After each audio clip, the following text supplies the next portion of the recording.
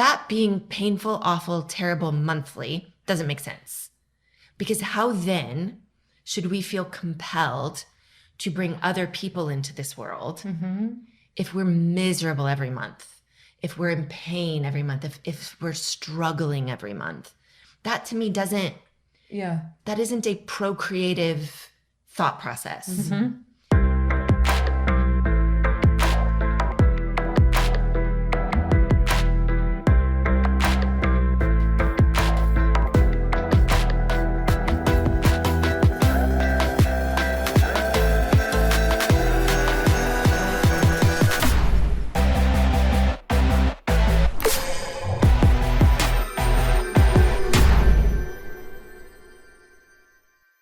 Welcome back to the Mind Change Podcast. I'm your host, Heather McKean.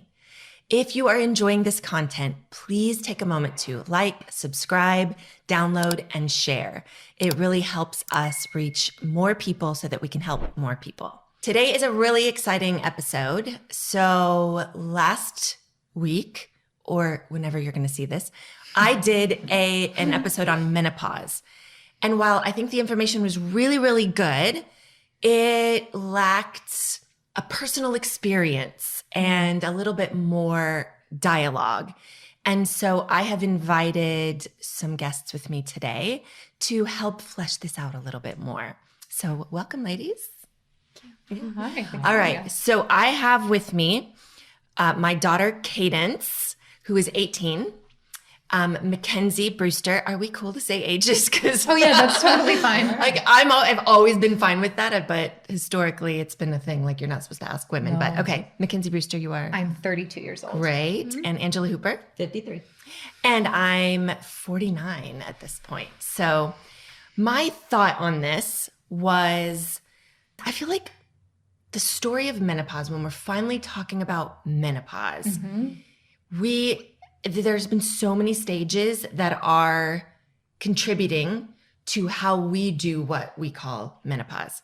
So I thought it would be a really great idea to bring women from different reproductive eras of their life on, and all people who've had quite a lot of exposure to mind change, to maybe talk about this a little bit and talk about how to navigate menopause at any age.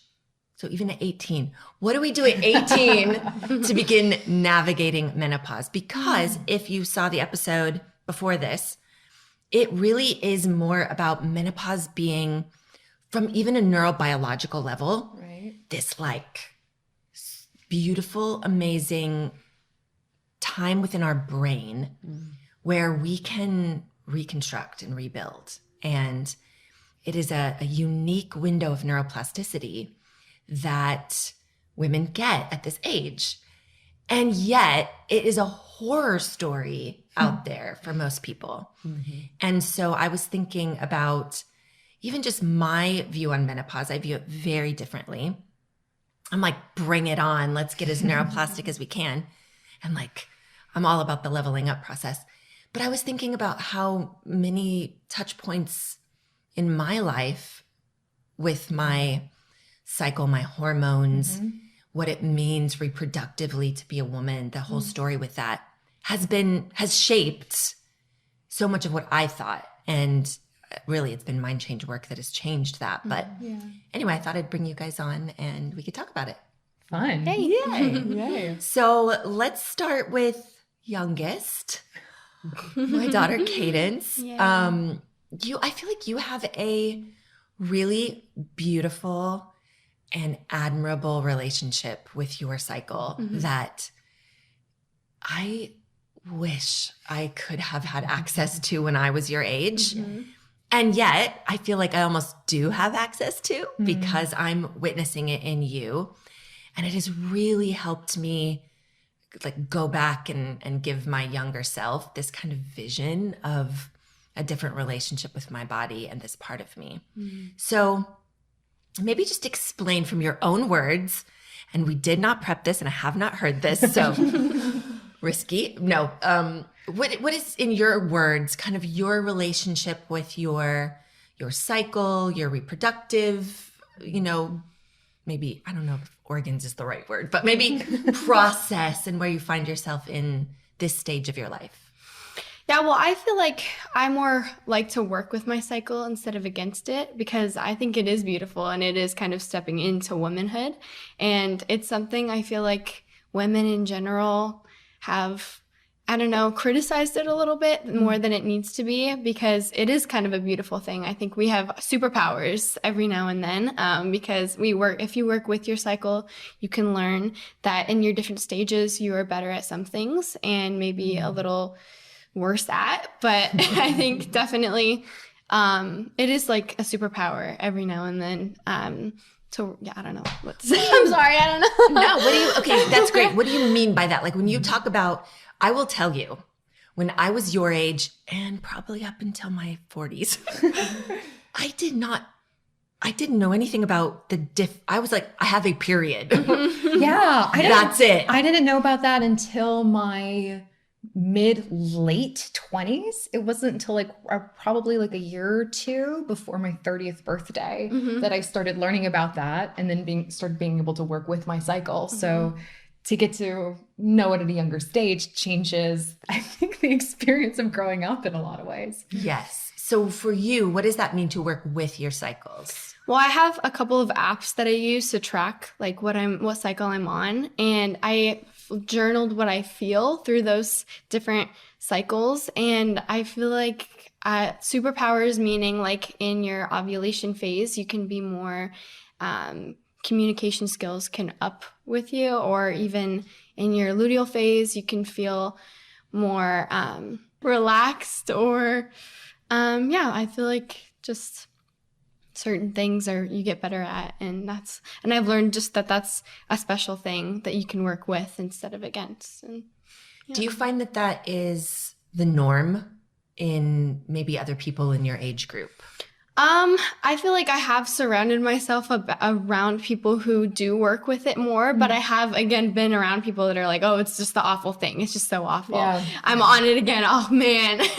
And yeah, so I think definitely I've been around different stages of people who in their life that are either against it or working with it, or just really don't care and don't give anything about it. But I feel like I've wanted to work with it because it's something I'm stuck with. So right, that was so the attitude. I feel like of just so many things around women's health. It's like I'm stuck with it, right? Like I'm stuck Might with as it. well help. I'm stuck with, right. But I remember there being a phase when I was younger where I didn't have really strong like PMS symptoms.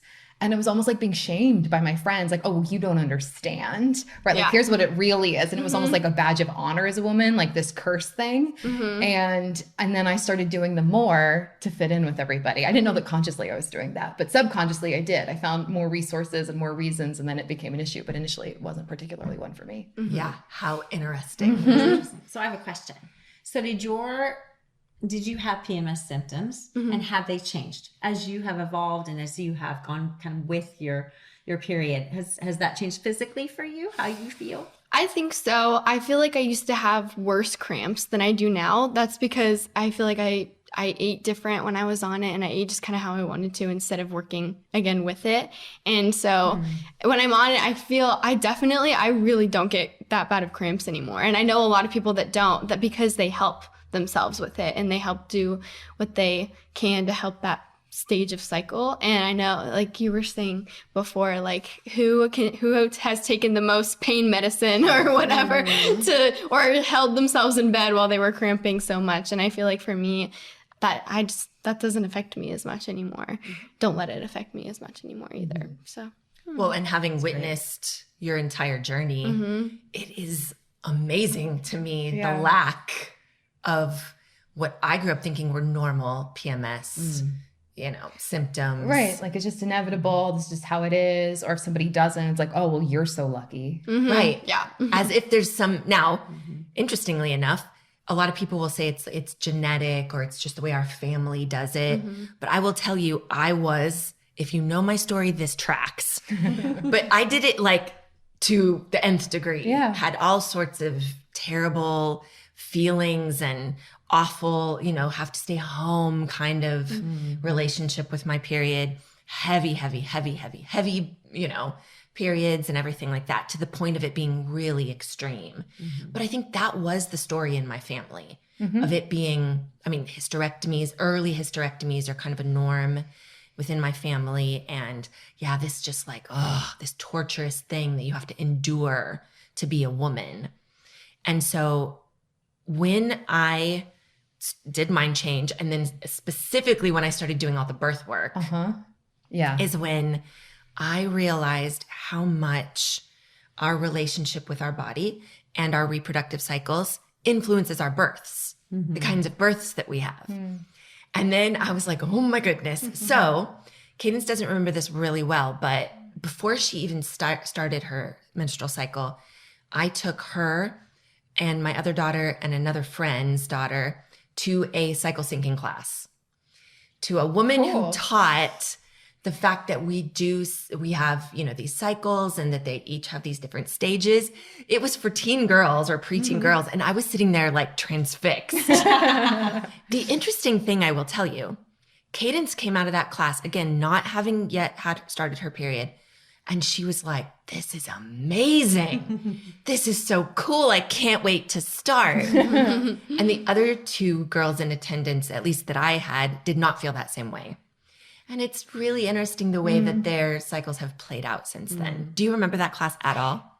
A little bit. I feel like I really liked it because she mapped it to where we connect to the world. And so, you know, men's cycle is 24 hours. It's like the sun and we're like the moon. So men can wake up every day feeling the same, where we can wake up every day feeling different.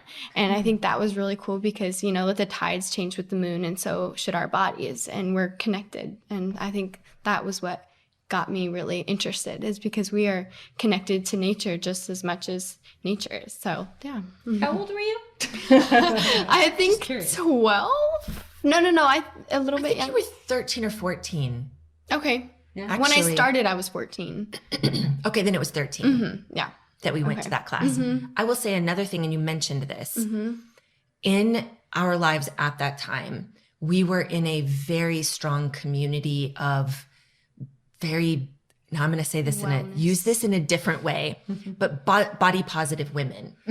So more women who had really beautiful relationships with their body, with their cycles, with their health, with being a parent.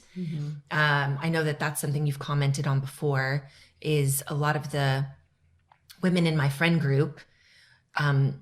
Cadence, you've referenced like, wow, I want to be like that kind of a mother someday, or like, do you remember? Yeah, I do remember that. And how do you feel like you noticed that was different than what you may have been seeing otherwise?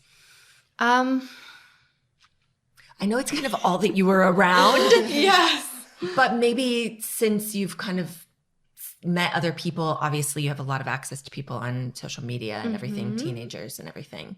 Just what do you feel like that might have been different for you? Well, I think I was surrounded by women that was a strong community in the sense of like working with our bodies and instead of working against. And so like leaving that community a little more, I have heard people that complain a little bit more about their bodies, or, oh, this is awful. My period is here. This is bad.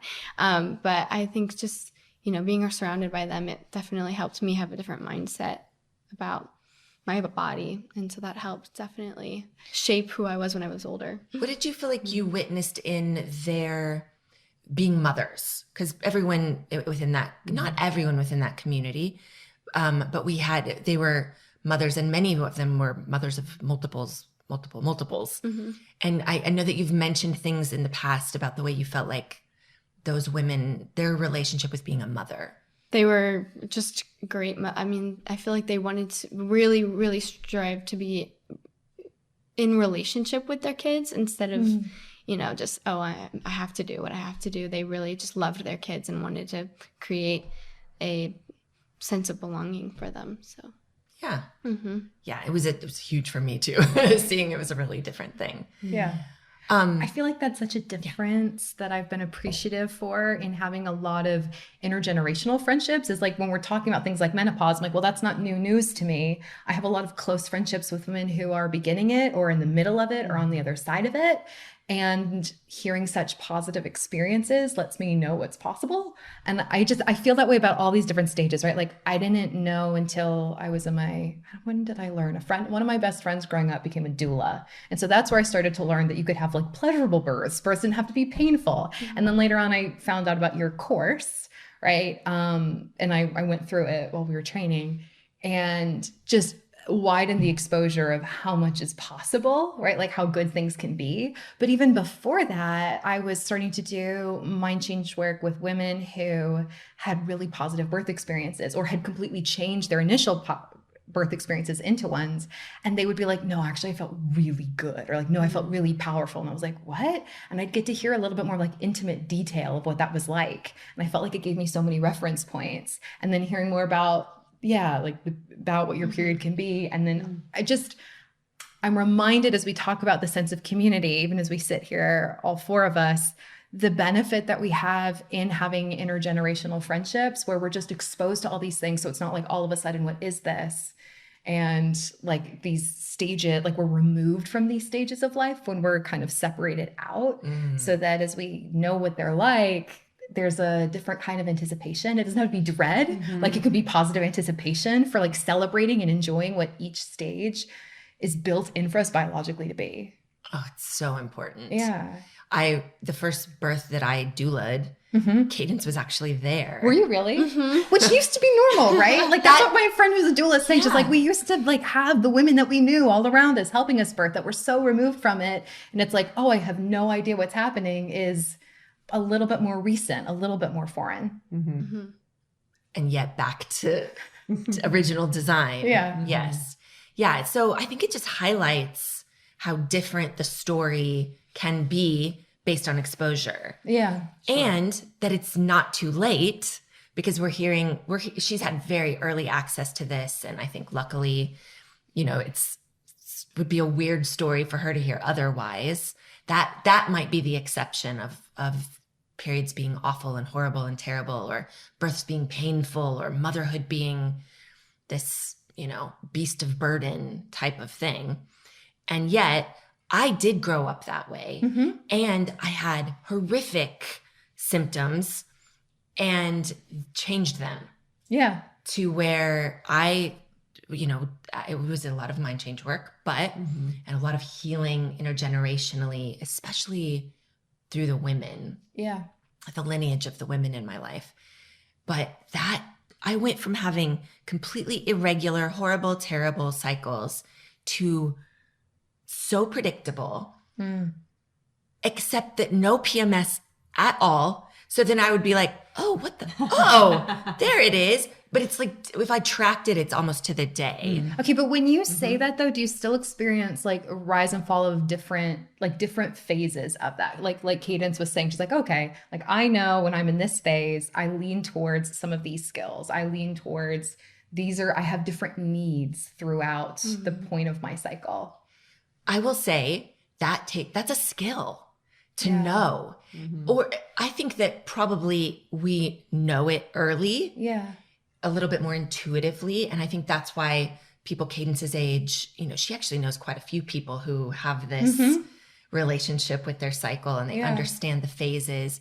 I am aware when I bring awareness to it. Oh, but there's not the natural attunement of like, oh, okay, yep, I'm here and I like these kinds of things more right now. Or, ooh, I'm naturally drawn to these foods. Or, you know what I've recognized is about this time, this is when I get a little bit more sensitive, a little bit more emotional, not because it's this big emotional crash, but like there's this heightened sensitivity and that pulls me in for a little more self-reflection time. And like, I have that access now. Okay. Where I didn't before. It was like, oh my gosh, there's something wrong. There's something wrong. Sure. Like at every stage during the month, every month, you're going through these cycles of like, even the not feeling emotional or whatever. Sometimes you're like, am I shut down? It's like we're sort of taught to question. Yeah. Which I think is Cadence's point of working with the body. Yeah. It is just, that's how we're meant to exist with our body in general. So it isn't just cycling with your menstrual cycle. Right. It's so many other things. But yes, now there is an awareness of the way that I eat sometimes. Also, I think the place that this plays most for me is the way I exercise. Oh, okay. So right before my menstrual cycle, during my menstrual cycle, I take it more easy. Mm-hmm. And so I'm not like in the gym lifting as much or pushing as much weight or trying to get my next like PR, I'm a lot more chill with myself. I will skip the gym, or I'll move to like walking or more of a stretching yoga type of activity. So that's one of the things that I've been very attuned to, probably because still rest Yeah. and finding space and time for rest is not my forte. It's not my biggest strength just yet. So it's almost like my body's Calling you into it. calling me into it. I remember when I was a few years ago, my younger brother, actually, he must have been only like 23, 24 at the time. And we were having a conversation, and he was sharing how just the difference of his experience as a man versus mine as a woman. And he was like, sometimes I just notice how women, you have something every month that in a sense demands that you tune into your body. It can be so easy to desensitize culturally. Like we're just called out of it and just to go on autopilot. He's like, but every month you have something that at least like pulls you in. He's like, and I almost envy that. Like that it brings you this heightened awareness where you must connect. I was like, that's really wise, young man. Yes. I'm gonna pocket that one. That was super deep. I know. It's And kind of what deep a though. great, Very also pointing to the way men get trained around this of like, oh, it's at that time of the month again, or like you're gonna go crazy, or And but then we adopt that attitude. totally, Yeah. like That's what's expected of us. yes, and so it's this Checking cultural. the calendar. Oh, can I give a solid reason why I'm crazy right now? Yeah. Yeah, which is like, it's a bit of a sad story, and which is exactly why we're doing this podcast, is that stories can change. And understanding how culturally influenced we are is a huge piece of it. So Angela, what about you? What do you feel like your early relationship was with? I'm really fortunate. I feel like in the sense, early on, I didn't have a lot of really strong PMS symptoms. My mom didn't either. And so I didn't hear a lot of, from friends, obviously, people around me. I heard a lot of, about horror stories or whatever about periods, but my mom didn't. That wasn't her experience. And so that wasn't my experience either. Until a little bit later on in life when I had kids. And I think, obviously there are a lot of stressful and different things going on, responsibility and, all kinds of things that I think probably contributed. But even then it was not every month that it was just really excruciating. There's one very vivid time I have 3 girls and it was just 2 at the time, and I had them at Walmart and I was doubled over in pain. And the only reason I say that is because it was unusual. I can't remember, my memory's not that great right now. I cannot remember what was happening at the time, but I'm sure more than likely it was something stressful, and that's just the way it was showing up. My body was trying to speak to me, but I had no idea. Just again, I thought this is normal. This is what everybody else goes through in my mind. So, okay, well, my body's just changing, and okay, now I'm going to have to deal with this. Again, I had a few episodes like that, but nothing even that extreme. Like Dave had to come and drive me home. I couldn't drive the car. I was so doubled over in pain. But again, I look back now and I go, oh, my body was just trying to communicate something. But I had no idea at the time. And so, for the most part, my cycle has not been, anything super demanding or really crazy. I didn't feel necessarily super emotional in any case. But now I'm in menopause. So, and, surrounded by friends who are in perimenopause or menopause. And talk about, just the culture and way we're influenced. Everybody gripes and complains and is, trying, and I get it. I have griped and complained. I am not, I've been there. And I've looked at different solutions, whether it's, taking different hormones or whatever. I'm not doing any of that, but when you talk to people, there are all kinds of different, solutions, as you talked about in your podcast, that people do to try to figure out, okay, how do I make this go away? Instead of really, sitting back and going, okay, what is my body telling me? Yeah. What is it trying to communicate? And really, like you guys have shared, really going with it and really being attuned to it. And my body's not against me, it's for me. It doesn't feel that way necessarily, but it is. So what is it trying to communicate? And I talked to you about it. I don't remember how many weeks ago it was now, a month or two ago. And my hot flashes were really bad, especially at night. The night sweats were really bad. I was like, Heather, what do I do? And since, obviously practicing mind change and understanding my body's trying to communicate something, I'm like, what? I try different things and I thought, well, maybe this is it. Maybe this is it. And then I talked to you and you're like, I think maybe some pent up anger. That you might be feeling some unexpressed anger. I was like, I don't think so. I went to my closet and I found the unexpressed anger. And dealing with, in my profession, I deal with people and have been doing that for the last 33 years. And so, people are people and people are messy. And I think there are things that, in trying to help other people, not expressing then how it was affecting me in a good way. So I went into my closet and expressed it very well. And felt much better, actually. I think I did it twice.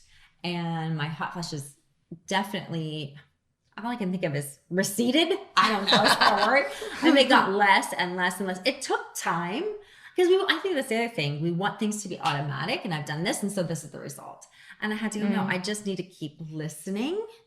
And if there's anything else my body's trying to tell me, I need to be open to that. And so over the last 2 months, it's gotten less and less and less, and I hardly have them at all now.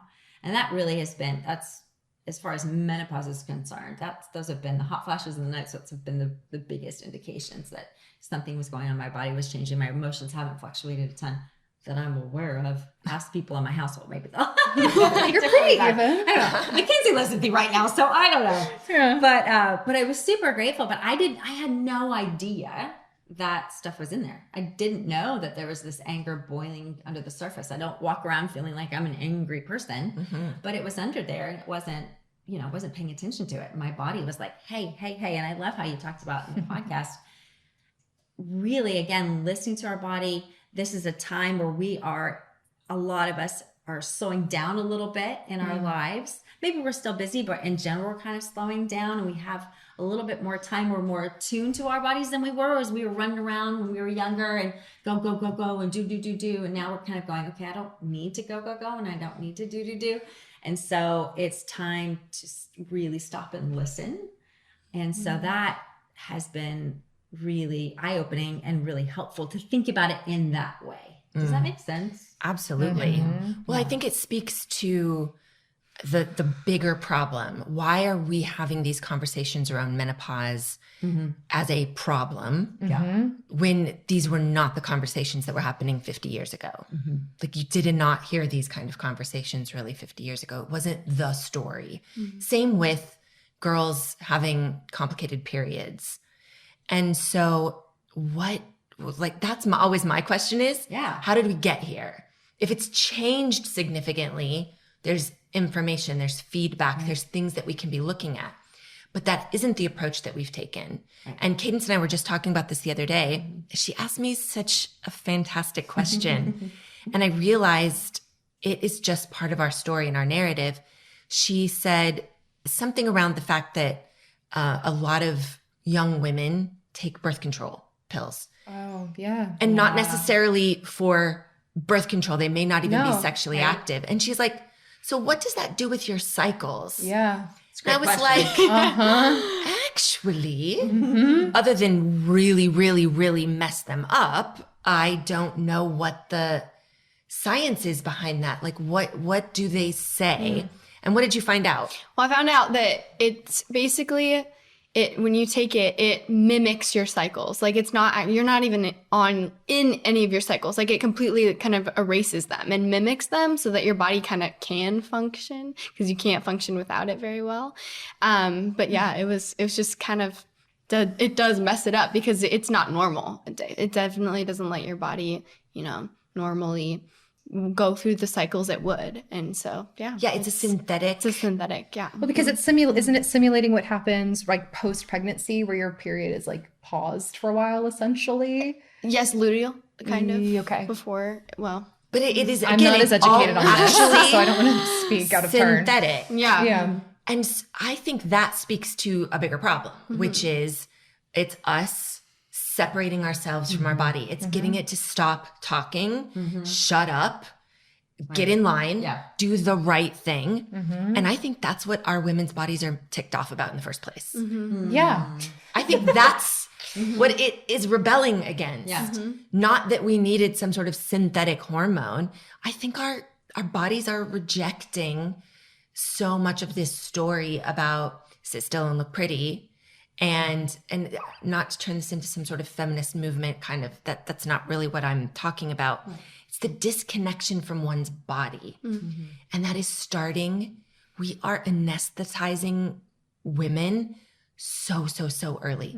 11, 12 years old. And these little girls are put on birth control pills. And in it's separating us from the natural cycles that our bodies are supposed to be going through. And what a great example of disconnection from oneself, from the fact that we are like the moon, that we are connected to each other, to earth, and like we're purposed. And we, like your brother had insight into, like we are called in through stages almost monthly, or every month really, through these stages of check in, go deeper, or come out a little bit right now. You know, go do something else. Go, you know, climb a mountain, or, you know, swing through the trees right now. And don't pay so much attention because you need that stage of it.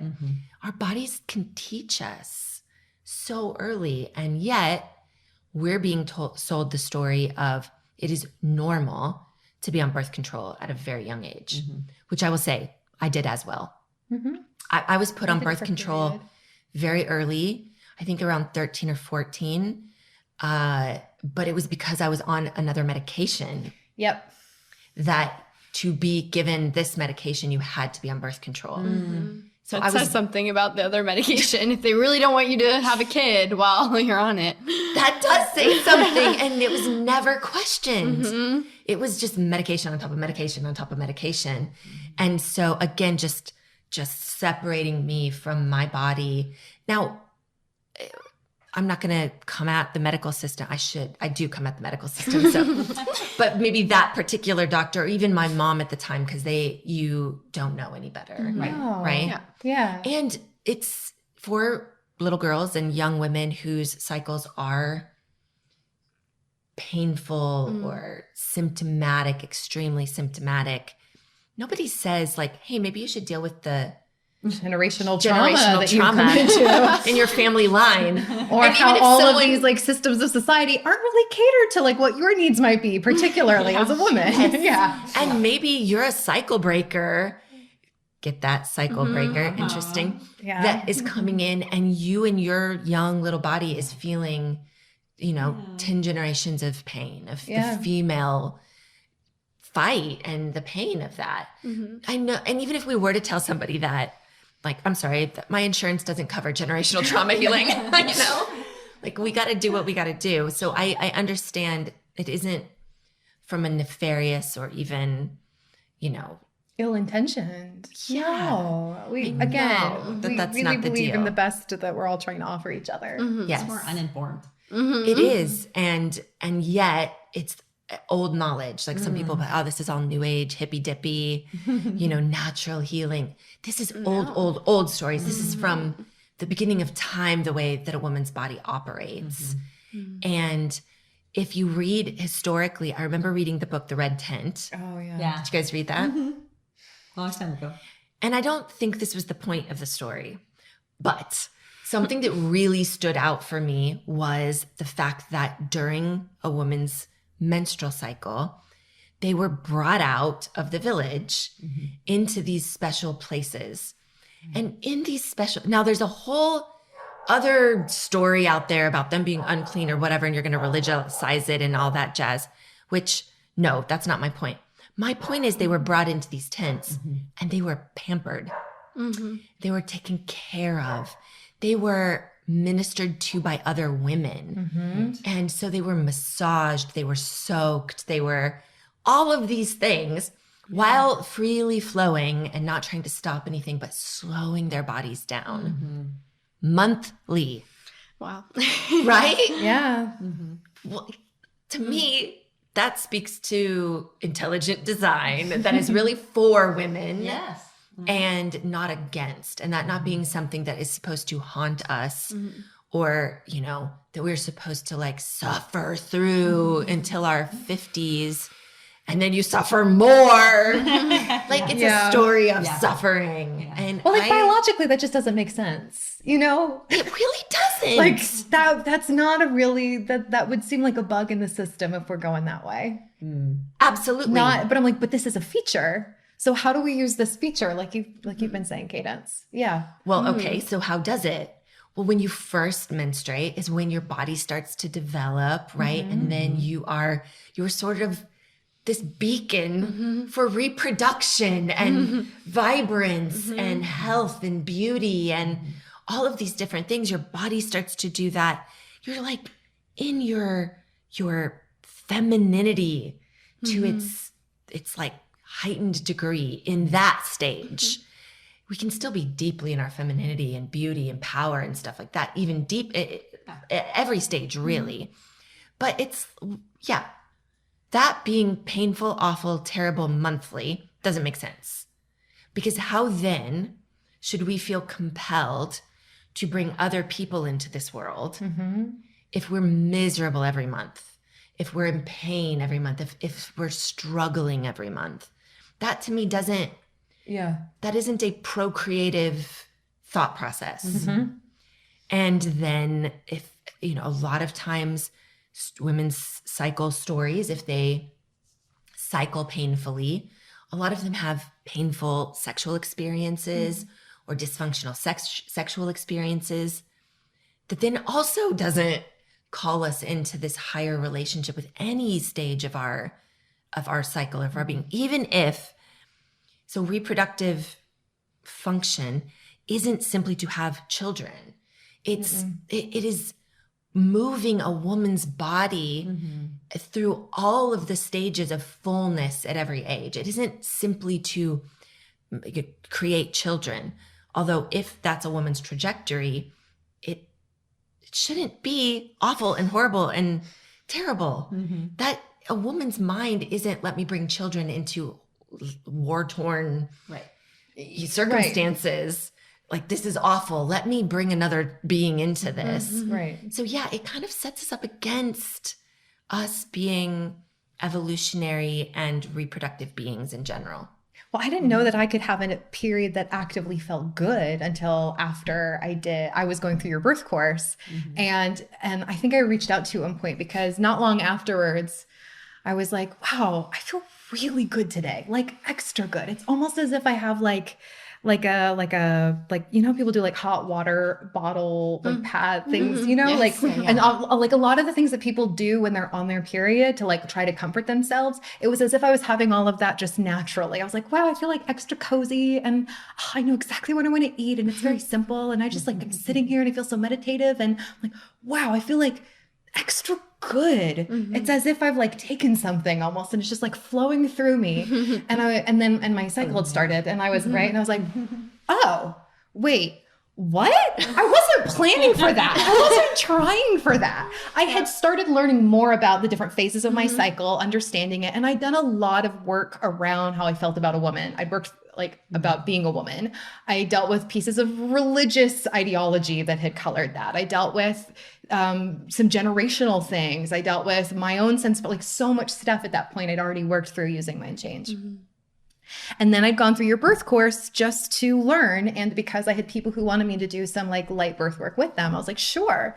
So I was going through that just to learn and it was really great. And I think actually I was with you while you were putting it all together and writing it.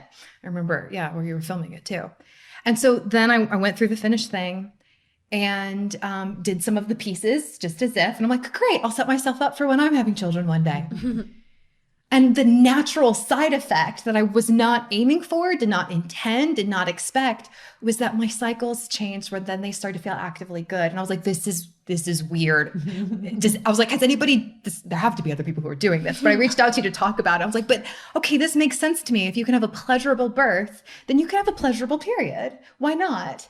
And so that was really cool. I didn't know that it was possible. So then I just started talking with more friends, being like, did you know we could do this? Like had someone told me, my mind might have been able to like open up to it more sooner, but it was really incredible. And then from that point, now there are times where I will get symptomology.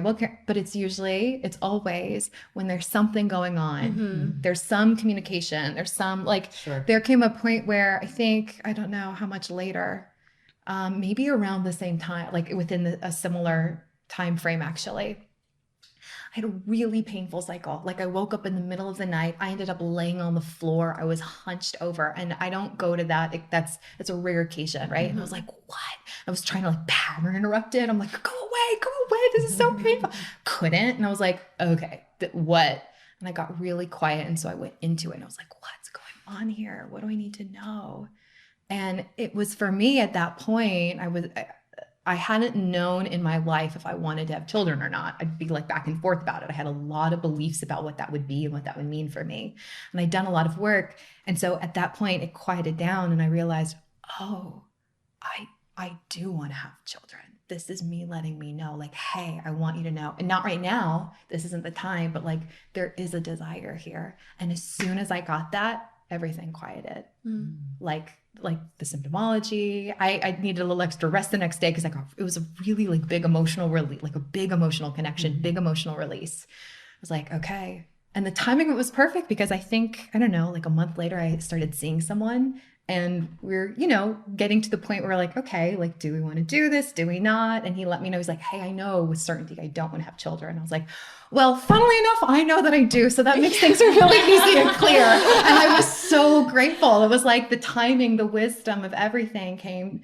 Like I knew how good it could be. I then had the like big message and it prepared me so that like I was able to plan my life in a way that felt really empowering. So like, oh my goodness, what if our bodies are wise? Right? Because if you think about that, like PMS.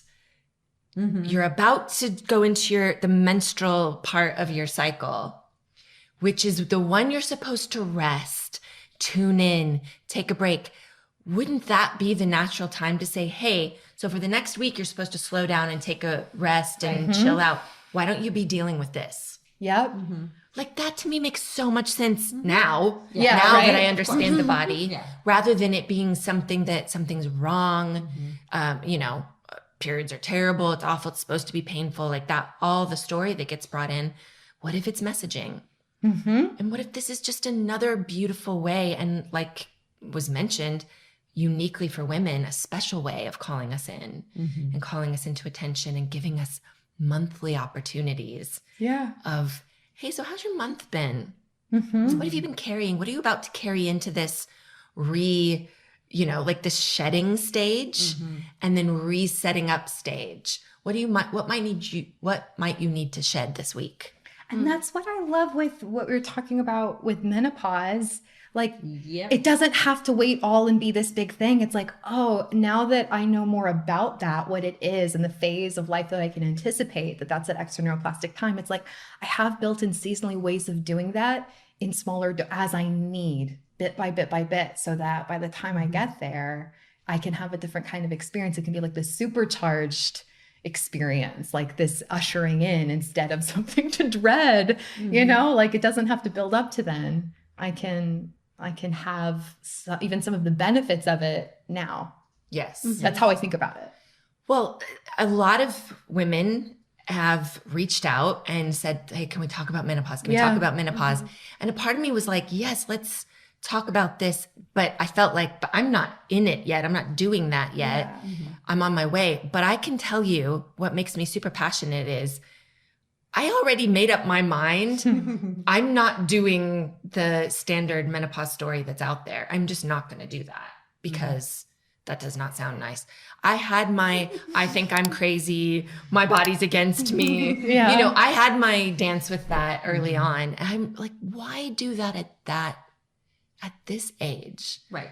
I don't know. For me, this age and what I'm moving into feels it does legitimately feel more powerful. Because it's less of like, I don't care what you think about me.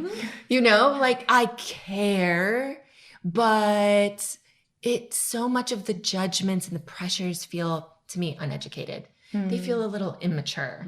And not from a judgmental point of view, but like, oh, I was there too. I remember thinking that at that stage and at that age. And it just feels like, no, I'm doing the witchy wise woman thing. Like I'm going medicine woman all the way, you know, like give me the long gray braids and the, you know, flowy things in a tent somewhere. I'm like, let's do it. Bring it on. Well, Go for it. Angela, I've been curious. I've been thinking about this with you because I know that you're in the process of menopause, but also that you've been on a break lately. Like you've been taking like a personal sabbatical and spending more time in nature and traveling and just being home and like letting like a real period of rest.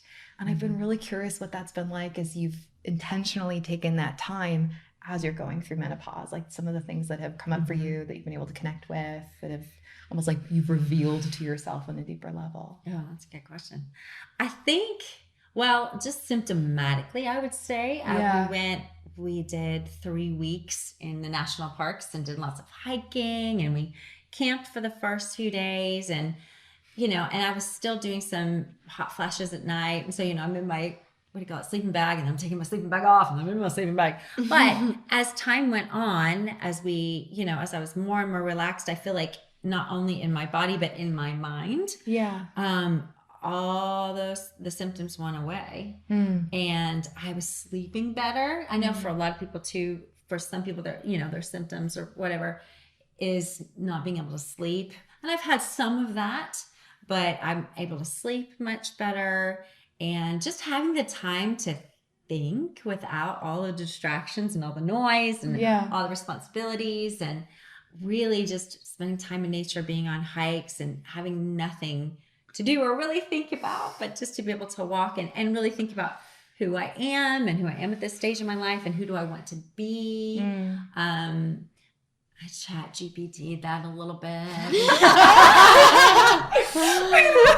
We've used that. This group knows we've used chat GPT a little bit, but I kind of put in, okay, I'm a 53-year-old woman and I've got X amount of years left, you know, in working, and I've got grandchildren and a husband, and, you know, what questions should I be asking myself, you know, but they were really great questions to contemplate. They were really just to think about me and who do I want to be. And like you said, Heather, there's a lot more of me that like is like, I don't really care what you think, you know, and more of coming into my own identity of who I am as a woman, as now a grandmother, and you know, in every area of my life, who am I and who do I want to be? Because I can continue. It's like life is over at 53, you know, but who do I want to continue to be and become? And I feel like I'm just coming into who I am at this age. And so I'm so grateful for the time that really menopause has caused, in a sense, for me to slow down. I mean that in a good way. And then obviously for our sabbatical, just to be able to take that time where I feel like my mind has been more at peace. And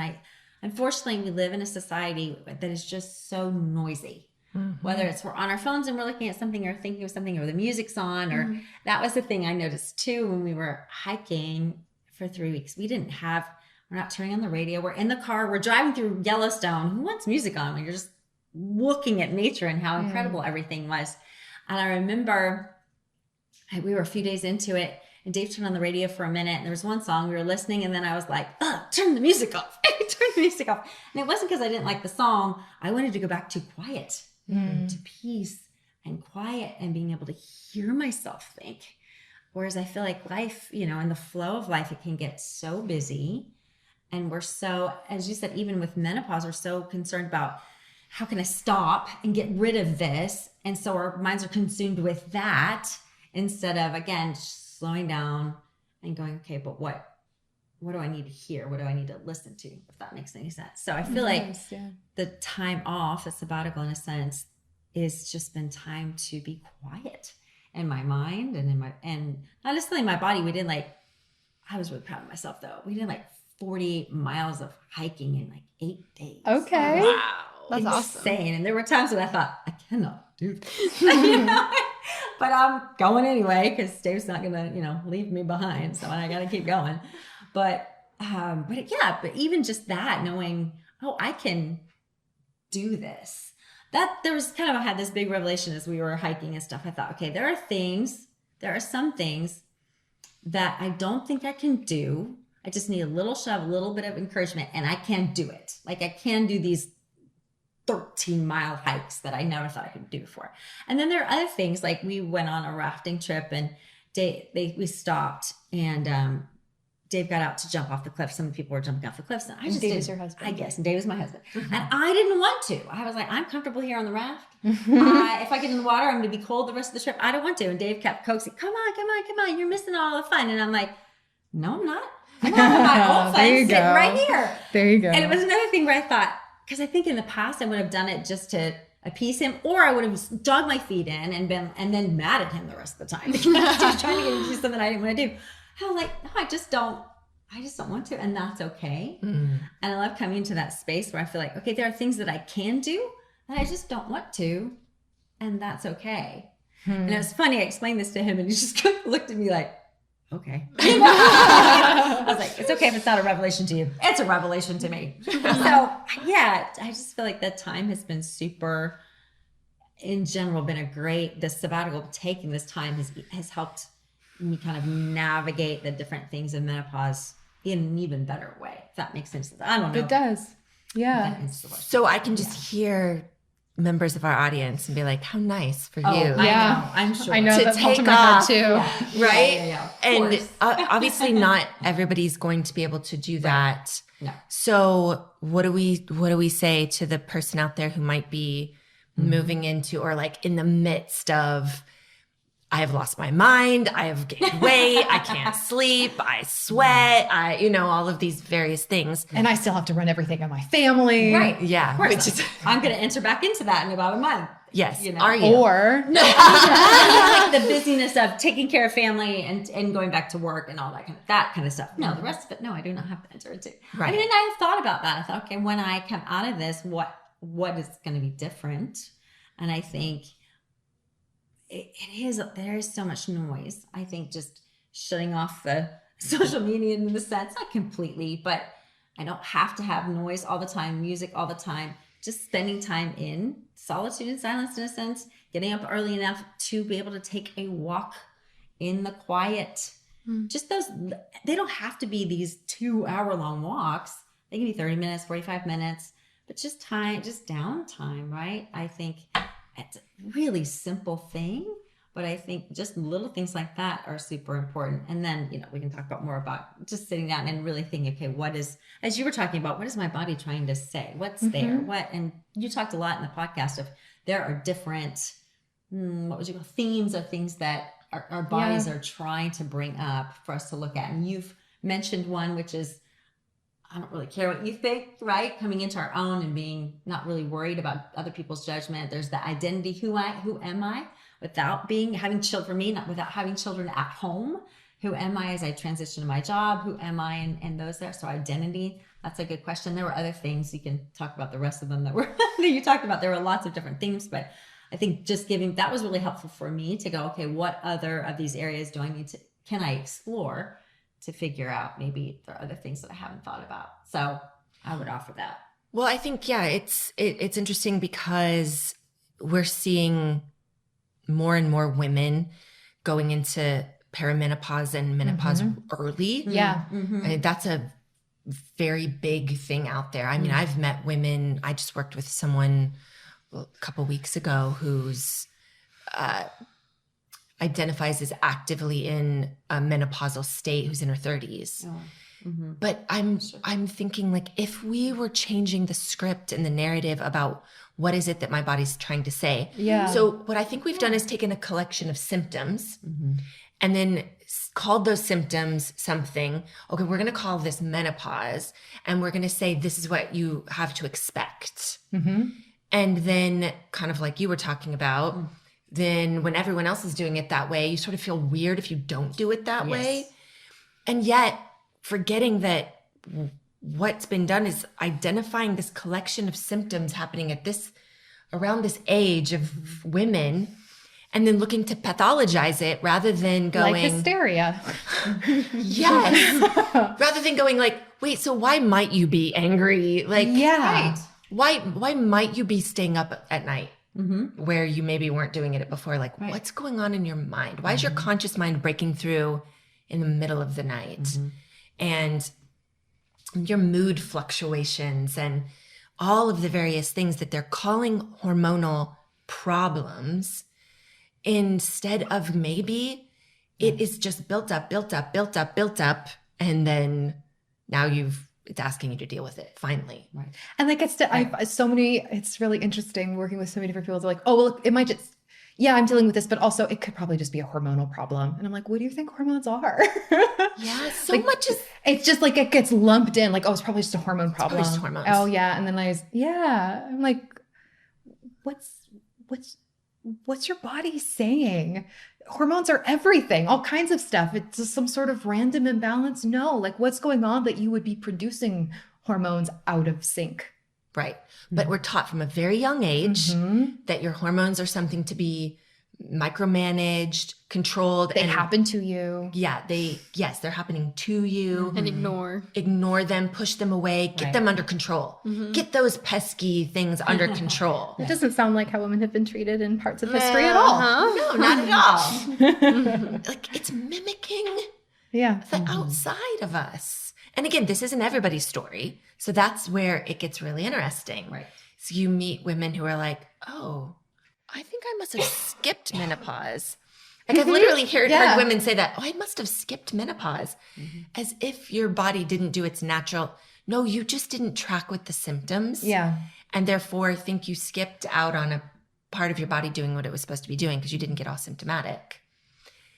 And I think we need to just call this out because women can be very mean to other women when we don't suffer like you suffer. This is true. It's competing. It's competing and suffering. And let's just all take a deep breath and not get all triggery. I saw this speak so loudly when I started doing the birth work Yeah. because I had a number of clients have really beautiful, empowered births. Maybe they even called them pain-free or various versions of that, and happened to have a presence online or even just some online community. And the amount of hate and shame that was piled on them for sharing their really beautiful birth stories. It's so sad. It's so sad. It was like, how dare you share it like this when there's so many women out there that have had traumatic births? You're making them feel bad for having having a traumatic birth. It's like, oh wow, we've bought into the story, and without even realizing it. You think that you're fighting the story. Nope, you're reinforcing it because now you're shaming women for having empowered, intentional, good, healthy, happy experiences. Right. Because you didn't, or someone you know didn't, and we're supposed to honor that above the opposite. And I'm even seeing it with menopause stories. And once you start to be aware of it, like Cadence was talking about, or I think it was you that had mentioned that, McKenzie, that you get almost shamed for not having something negative happen. So if you had a good menopause experience, or you felt really empowered, and then there's actually something wrong with you. Well, I think part of it is that women, my experience with some of my friends, is that it's things like this are so vulnerable internally that it hits on a little bit of the, is there something wrong with me? Like, oh, I had pain. That you're implying that it could have been different. Does that somehow mean that there's like something's my fault? There's something wrong with me? And that is so shaming. It's like, no, let me shame you. See, and that's the problem. Yeah. The narrative is the problem. Right. The is there something wrong with me? Are you saying there's something wrong with me? Should I be ashamed? That's the problem, is the fact that we go there As opposed to, wait, what? How? I'm curious. Okay. Does that mean it's possible for me too? What happened? With compassion for myself. And now it's actually a resource of an opening of an opportunity for what I can have too. And even if, we know this through my change work, even if I'm done with my reproductive years and I didn't have the kinds of births that I wanted to have, there's memory work that we can do where we don't have to hold on to the pain anymore. We can keep the beautiful parts, the wisdom, the things that were there, and give ourselves the knowing and the experience as if we did, and carry that forward and let that be part of the legacy, and then offer that to one another. Instead of having to share our pain stories, we can help broaden what's possible in oh my gosh, I suddenly forgot the word. In healing, in power, in feeling good, in Well, and I think the more women we have navigate menopause with power, the more we reinstate the wise woman, the crone, that archetype, the more they will speak power and life and beauty into younger generations of be like, that thing that happens to you every month is a gift. Yeah. It's like magic, and can teach the magic of each one of these stages. You know, the magic of childbirth and rearing, and, you know, the stages of youth, and, you know, all of those different things speak different stories into our various stages. We really need each other. And I have learned so much from watching my daughter navigate her journey differently. So much. And I think it's being reminded that the story we know might not be the only story. And we get to choose. So yes, maybe you grew up with everything is wonderful and I'm so empowered and I'm a magical creation and creature and have, you know, all of these things. That's your norm. Well, it's helpful to understand that other people out there have a different story. Right. Because then you won't think it's so weird. You'll just be like, oh, they're reading out of that storybook. Right. Rather than the one I'm reading out of. And I don't need to now take your story and make it my story if I don't want to. Or I can. And vice versa. Right. If you're in grim fairy tales and that's what you've been taught and that's what you've been modeled, and your body's in pain and your mind's in pain, and, you know, and you see someone else, hear someone else that has such a different story, for me to be like, can I borrow, read, library loan your book? Can you speak? How did you get this story? How did you do this? Because I would like some of your next chapters, or I would like to really change my chapters, and understanding that's out there and without the shame around it and blame. And isn't that much more encouraging and brings so much more joy than the blame and the shame and the, I can't believe you? It's not helping. That doesn't help the person who they're communicating that to. It doesn't help them either. It doesn't help us when we're doing that. But if we can borrow from one another, I mean, I'm inspired listening to Cadence and thinking at such a young age, her understanding this, and what a gift. That's so amazing. That to me is so much more empowering than, well, good for you. I'm not that way. You know what I mean? It's so much more encouraging and empowering to be able to borrow from one another's stories and learn from one another. We're meant to be in community and collaboration with each other. And then we have more compassion. And then I think, you were going to say something. Well, no, I'm just like, a lot of us will then somehow figure out a way to judge Cadence and her situation and, but you're in this particular social class or this particular something, and be like, that's why you have that story. But the funny thing is, she shouldn't have that story based on what my story was, but I changed my story. Yeah. Because I asked her in the last couple of days, I was like, because these are just the questions you don't think to ask, right? I said, how did you view me having the way I felt about my period, about my cycles? And she was like, I actually don't remember you ever talking about it. And I'm thinking, yes, but that was not when she was really little. And before that, I had that really awful relationship with how terrible, how painful, oh my gosh, that time of the month. And I had a very victim story with my cycle. But But at a very young age for her is when I got well and when I started working with mind change. And I started thinking differently about my body. Yeah. So I started speaking differently about my body, which opened my eyes to different communities, different friend groups, different experiences of like looking for a cycle syncing class, which I didn't really even know existed. Like I didn't until today. having that come into my awareness. There's some really great resources out there. It's so It's so fun. fun. It's so cool. It's I know so Cadence fun. is always showing me it is a narrative out there. It's a story that isn't new, that isn't some social media craze. It's out there and it's been out there. And oftentimes we're only able to see it if we're vibrating at a frequency that's open to it. So it's not that it's not out there. It's just our reticular activating system. If we're looking for pain, we're looking for push it away, for, disconnection, stop the symptom. We're going to find all the stories in alignment with that. If we're looking for, wait, what if my body's good for me, magical, powerful, you're going to find stories to match with that. And I think as women, pick a movement, pick your feminist or pick your conservative or pick your trade wife or, whatever we're talking about. Women should support women.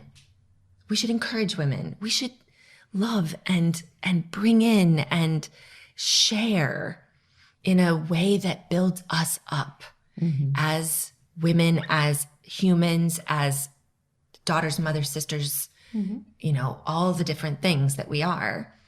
And I think this helps. I don't see how this would take away. And so anyway, just for all those people out there who shame people for having good experiences. And they have really good reason for why they do what they do. They do. So it's like, I don't want to shame shamers, right? It's No. like, I have a lot of compassion. I also used to do it. There are ways in which I'm sure I still do. But I think that when we understand that, and often people doing that, one, it's just a story that they have.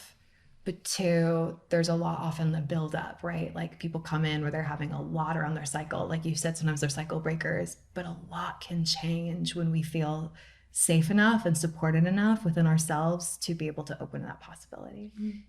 Just consider the narrative. We are all a conglomeration of the stories we've been told of our environment. That read the book. We are inevitably shaped by our environment. None of us get out from that, away from that. So if we have this really strong story and it doesn't actually seem to be serving us in our body, if you're out there a warrior against women having good experiences, birth experiences, sex experiences, child rearing experiences, and you're like, no, I need to be the voice for the people who suffer out there. Understand that is a narrative. That's a choice. And like you said, people have very, very, very good reasons for that. So rather than shaming that, we all get to ask ourselves, is this the story I want to keep telling? Would I be 100% okay if my daughter picked up this same story and fought this same battle? That's a great question. And is this contributing to the overall empowerment, wellness, and future wellness of women as a whole? And if you feel like that is, then march on. If you feel like maybe long-term, this narrative isn't going to play out nicely for me, consider there might be another story out there. And that's really all we do with Mind Changes, try to say like, there might be another story. We have different stories. And so there may be different stories to tell out there. And if this doesn't resonate, then there are plenty of other channels saying other stories. Right. So go follow them and make comments. And that's great. Isn't that wonderful how many choices we all have out there to be whoever we want to be? And I think it's important that all of us up here are representative of, we could do it different. Yes. Even if we started doing it one way. Look, I made a lot of changes and did a lot of work, and I'm on a really different trajectory now. Yeah. I think overall, that's what I want to tell women out there is we have way more choice than we think. And this is where it all happens. Because you can be in these environments, each of us was raised in really different environments and have really different experiences, and yet are being informed by where we want to go Yeah. Right. rather than where we come from. Every person out there has that, because that occurs in the mind. I mean, I love Viktor Frankl, Man's Search for Meaning. That's why that book resonates for so many people, is that yes, your environment shapes you, but it doesn't have to define you. It doesn't have to. It's the one thing nobody can take from you, is what it means to you. And that changes, that gives us all hope, I think. You know what I'm really excited for? In about 10 years from now, when you guys are in your like full crone phase, and the wisdom that will be there when you're even more like, I don't even care. And you're in that stage of it all. I'm excited for that to come. I already channel her fairly frequently. Yeah, she's there. She's alive and well with her long gray braids. So, yeah. So anything, just last little bits of just what you may have picked up even talking on the podcast, what you feel like, hey, someone out there who's my age or close to my age, who might be watching, that if I could leave them with one thing. So we've got menopausal, perimenopausal, like, what would we call your stage? Oh, that is. Yeah. I'm in my reproductive years, but I haven't started reproducing. Yeah. So, or have you not? well, in other ways I have, and that's the choice that I've made for now. Right. And I That think has taken greater priority for me. There's a way that I want to do motherhood, and I know that. And so I've been really intentional about how I've set myself up and my life up to do it the way that I'm a bit of a maximalist. And yeah, I have produced in different ways. It's just been a different kind of path that I've chosen. and there are plenty of women out there who choose never to have children. Yes. For very good reasons. Yes. And during this stage of life, they are birthing identities, careers, beautiful things out there. They're still birthing. They are. We are. And it's still coming from the stage of life that you're in, and can be so supported by where your body is right now and what's happening hormonally for us. I mean, that's such a great stage to be in. Yeah.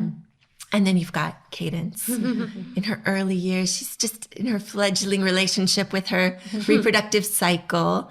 And yet, like, she's about to go to college. So, yeah, everything. We're in various stages. The only person that we don't have is our, like, long held crone. But because we can't fit that many, I know them. I know them. In fact, I think Brenda, if you missed Brenda's, I was thinking about Brenda. Yes. Yeah. Brenda Tillman's ex, we had her on the podcast. I don't know. Time is irrelevant when we step in here.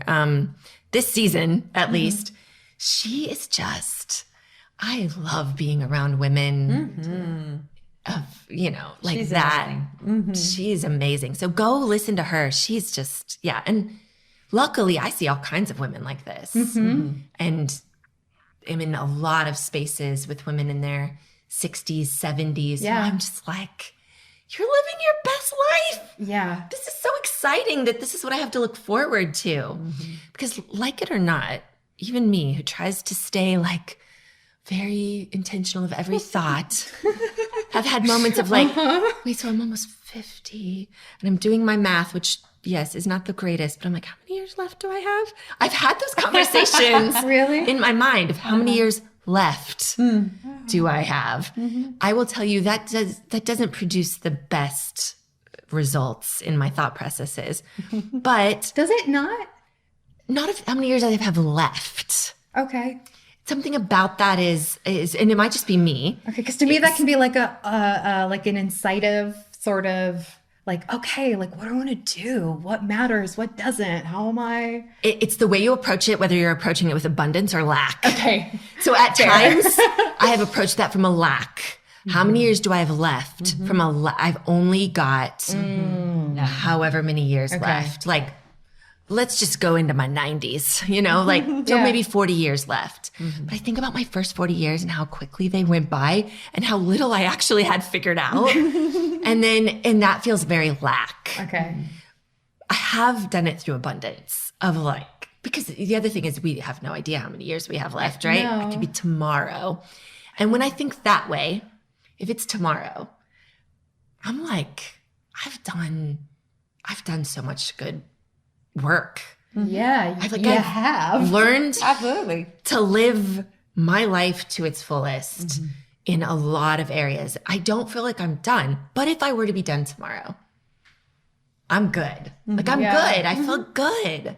So in abundance, and I think if I'm good now, and I got 30 years left of this, That's how I think. How much better can it be? I'm like, watch out, world. You're gonna see more and more and more of me. I was really fortunate in this regard. When I was younger, I had a number of positive references of like women thriving. My not my actual grandpa, but he was like a grandpa. His mom was in her 70s or so and would come back from like hiking trips. She was one of the most active women that I knew. And I was like, yes, that. And then I made a friend a number of years ago, and his mother was 103 years. She lived to be 103 years old. And I got to hear the story of how she finally passed too.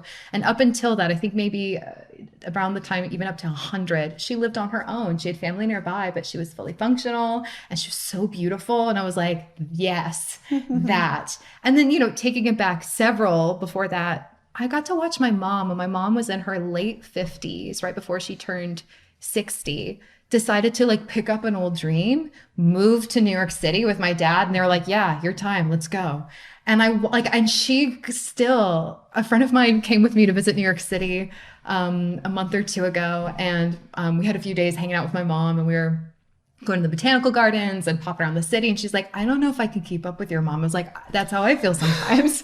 I'm continuously, I have this aim of like, okay, but she knows how to rest. She just she lives her life big. She lives it hard. And so I've seen how it makes me excited for what's to come. Like, oh man, how good can it get? If I'm getting to know these things and learn these things now, we're here.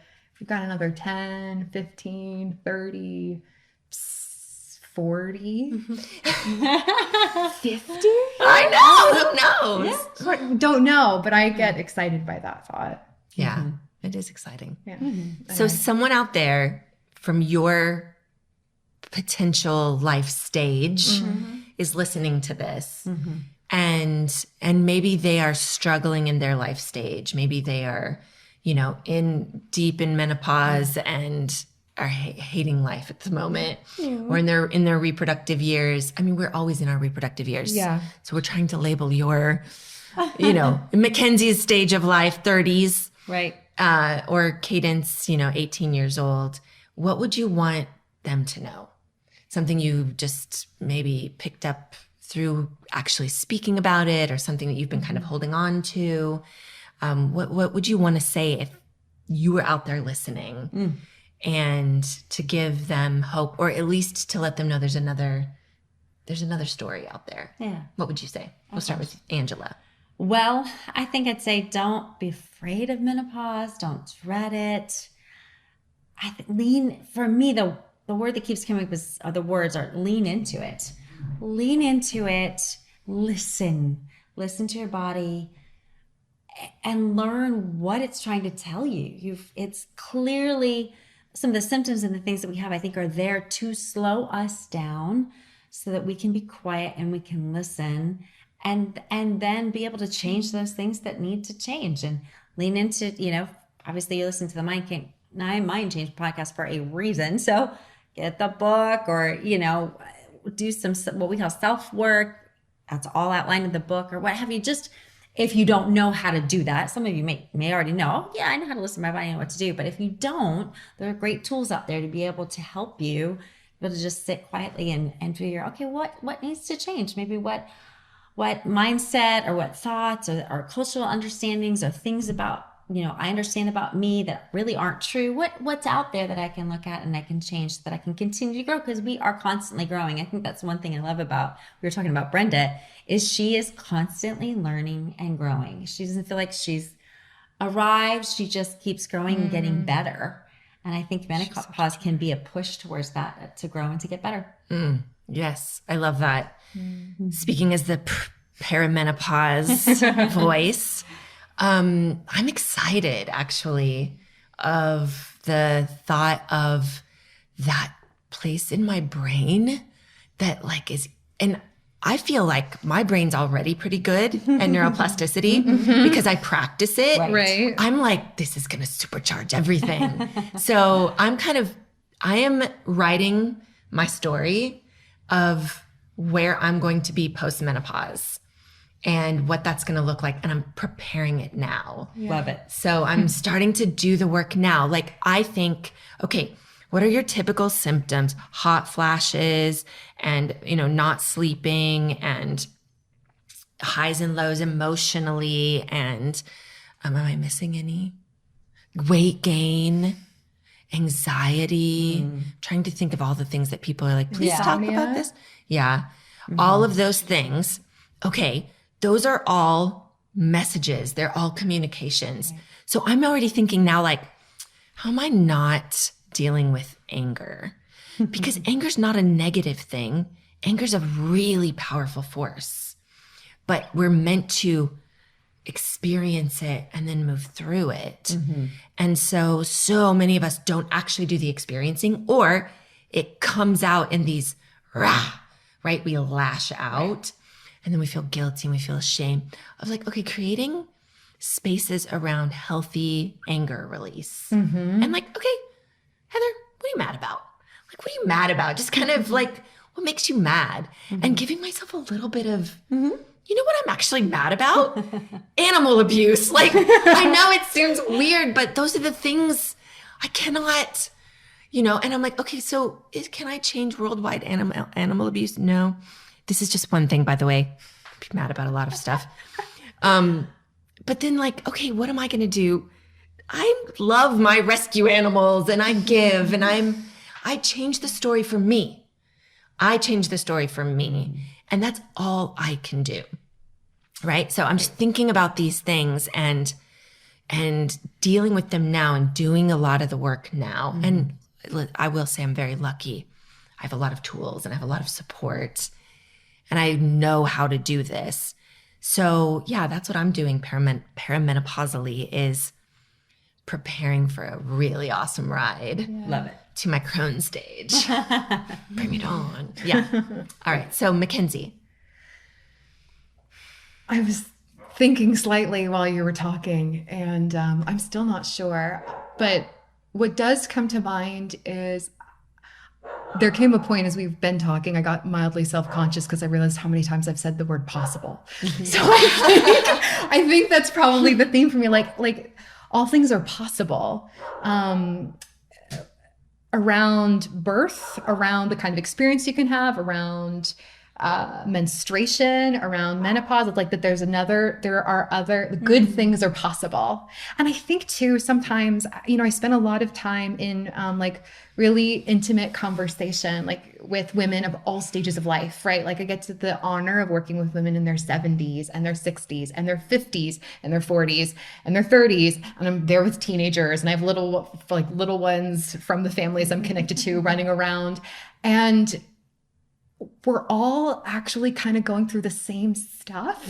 We're all on the same journey. So it's not like, do I have this or do I have this? Like waiting for some, I don't know. I think a lot of times we can get into alternatives. Like if I had this, if I had more free time, if only I had children, if I were in my career, and instead it's all the same kind of stuff. So I think that like being able to embrace wherever we are, whatever we want, and to know that other things are possible and ways of doing it that we can do it the ways that we want to, not the all the circumstances come and play out exactly in the particular way that I want, not that kind of external sort of power, but the things that we're looking for from those that we have the opportunity to cultivate within ourselves. And then from that, a lot of those things that we wish were possible can open up and are. So I think that's probably what it's all the same stuff. We're having a lot of the same learning. It's all just as valid no matter what stage and phase you're in. And maybe even that we have so many things built in biologically that we're going to get to what we need to as we choose to embrace it. So much comes up in each stage of life, like those are really big transition times. So everything that seems like is really actually the opportunity for rebirth constantly. Love it. Yep. Cadence. Yeah, I would have to say it's a blessing more than a curse to have your cycle. It's a blessing for where you are right now, and you can't like wish it away. You can't wish your life away. You can't wish like, oh, I wish I looked different, or I wish I didn't have this cycle, or I wish that I wasn't in this stage of my life right now. But it's important because you're so lucky to look the way you do now. You're so lucky to be in the stage you are now. You're so lucky to have the cycle and connect with the earth and connect with the world. And I think you just can't wish your life away in that way. And it's lucky, and you're lucky. You have to work with it. Just learn to work with it instead of against it. And your body will thank you for that. And it's screaming at you, like you said. Like you said, it will scream at you if you don't listen to it. And I feel like that's how I feel, is that you have to work with it instead of against it. So don't wish it away. You're lucky to be having it and where you are right now. Yeah. Words of wisdom. Love that, right? Gosh, don't wish it away. How many years I spent waiting for whatever next phase. Right? Yeah. Right? Like you're young, I can't wait to be, and I can't wait to be, instead of, and I think, Cadence, you're right. Your body's like, yeah, but now. No. Yeah. Now, wait, what about now? And now, and then now. And it keeps being now. And the more that we're in the now, I think that's probably, as a woman, what I've seen is one of our biggest struggles is being in the past or the present, and worrying one way or the other, regret or worry. Regret about what we did and worry about what we are doing or not doing, or, whatever. It's just we stay in the make-believes instead of just being in the now. So, Cadence, I think that is wise words. Right. Sweet. No amount of guilt can change the past. No amount of anxiety can change the future. That's right. Yeah. All right. Good stuff. All right. Anything else we should say, didn't say, need to cover? I think we talked a lot. As we would. Yeah. So thank all of you for joining us once again on the Mind Change podcast. We'd love to hear you, your voice, your story, how this resonated with you. Talk to us. This is a conversation. And even though you're not maybe sitting up here at this table right now, we invite you to the table and we want to hear what you have to say. So please comment, share, like. This actually is not just for women. Men would do, I think, really well to hear some of the unique things that we go through and the way we think and what's happening with our body. So share this. If you love somebody, share it with them. Male, female, stage of life, just do it. Because I really think that changing the story is going to benefit all of us, no matter where we find ourselves. Gender, age, stage, anything. So thank you for joining us once again on the Mind Change podcast, where we are changing the world one mind at a time.